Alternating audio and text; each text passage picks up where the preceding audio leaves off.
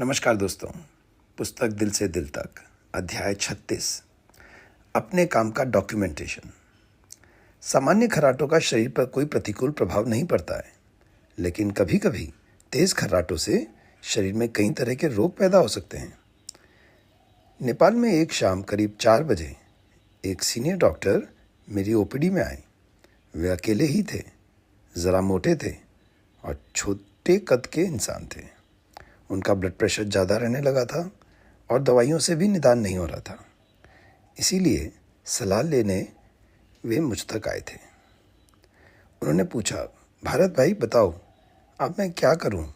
दवाई लेने से भी ब्लड प्रेशर ठीक नहीं हो रहा है। बातों बातों में पता चला कि उन्हें काफ़ी खर्राटे भी आते हैं। उन्होंने मुझे बताया कि बीच बीच में शायद उनकी सांस भी रुकती है, जिससे उन्हें कुछ चोकिंग जैसा होता है। उन्होंने बताया कि उनकी श्रीमती कई बार रात में घबरा जाती है और कहती है कि आप बड़े अजीब तरह से खर्राटे लेने लग गए। दोपहर भोजन के उपरांत उन्हें कई बार झपकी भी लग जाती थी। दोस्तों, ये सारे लक्षण स्लीप एपनिया रोग की संभावना बनाते हैं। ऐसे में ब्लड प्रेशर और स्ट्रोक होने की संभावना बढ़ जाती है। मैंने उनसे कहा, डॉक्टर साहब, आज आप रात हमारे यहाँ भर्ती हों और हम चेक करेंगे कि आपको रात को खर्राटे के दौरान ऑक्सीजन लेवल क्या रहता है। आपकी एक नींद की जांच करेंगे। आईसीयू में हमारी नर्सेज आपको ठीक से मॉनिटर भी कर पाएंगी, ब्लड प्रेशर की उचित दवाइयाँ भी देंगे और सभी जांचों से पता करेंगे कि आगे आपको किसी और विशेष उपचार की ज़रूरत है क्या। वे अस्पताल में तत्काल भर्ती होने को तैयार हो गए। इसके बाद मैं अपनी ओपीडी में अन्य मरीजों को देखने में व्यस्त हो गया। थोड़ी देर बाद मेरी असिस्टेंट ने बताया कि वे डॉक्टर साहब तो घर चले गए। उन्हें कुछ काम याद आ गया था और उन्होंने कहा कि वे कल आएंगे। बात आई गई हो गई। दोस्तों, हम अस्पताल के कैंपस में ही निवास करते थे। रात को करीब 12 बजे के आसपास इमरजेंसी से मेरे पास एक फ़ोन आया। ड्यूटी डॉक्टर ने बताया कि डॉक्टर साहब आप जल्दी आएँ, एक मरीज़ मूर्छित स्थिति में अस्पताल पहुँचे हैं। मैं दौड़कर इमरजेंसी गया तो देखा कि ये वही डॉक्टर थे जो शाम को मेरी ओपीडी में आए थे। उनके शरीर में कोई हलचल नहीं थी, वे मृत थे।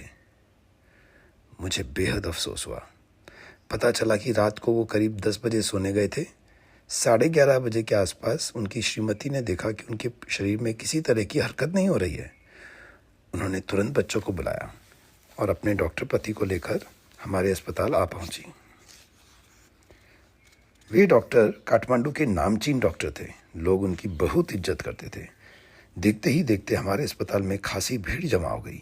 सबके मन में एक ही प्रश्न था कि शाम को जब वे अस्पताल आए थे तब तो वो ठीक ही थे, उन्हें ठीक से क्यों नहीं देखा गया?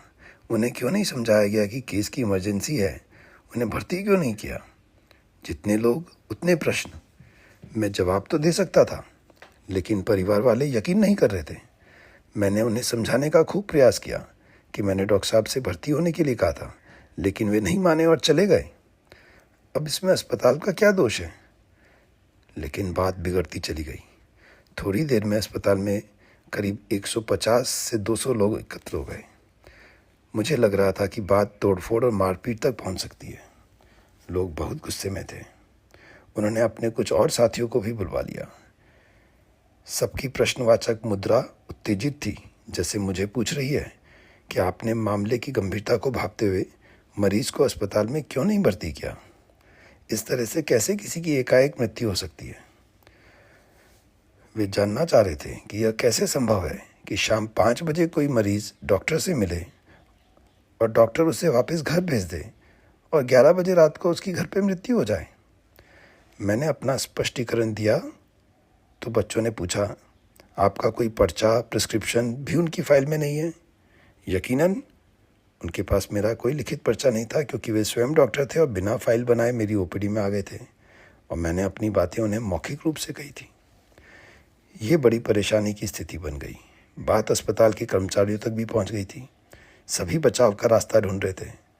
चूँकि सभी स्टाफ मुझसे बहुत स्नेह रखते थे, अतः वह मुझे मुसीबत में घिरा देखकर स्वयं भी व्यथित थे। तभी मेरे एक जूनियर कर्मचारी ने कहा, सर, मैंने अपने कल के ओपीडी स्टाफ से बात करी है। उसने बताया कि हमारे रजिस्टर में लिखा था कि उन्हें आईसीयू में भर्ती किया जा रहा है। इस बीच वह रजिस्टर भी आ गया और उसमें यही लिखा था।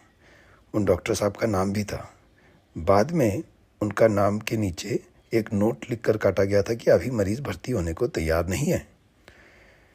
जब ये बात परिवार के सामने लाई गई और उन्हें रजिस्टर दिखाया गया, तब जाकर मामला संभला। तब सब में सहमति बनी कि इसमें चिकित्सक और अस्पताल की कोई गलती नहीं है। मित्रों, उस दिन हम बाल बाल बचे। अस्पताल में अत्यंत विपरीत स्थिति निर्मित हो सकती थी। मेरी प्रोफेशनल ज़िंदगी को एक नया सबक मिला। हम जो भी करें उसे हमें रिकॉर्ड में दर्ज करना ही चाहिए। छोटी सी लापरवाही एक बड़ी गलतफहमी बन सकती है। यदि आपने अपना काम ठीक से किया है और उसे विधिवत डॉक्यूमेंट भी किया है, तो आप कई परेशानियों से बच सकते हैं। बेशक मुझे उन डॉक्टर की मृत्यु का अफसोस हमेशा रहेगा। धन्यवाद।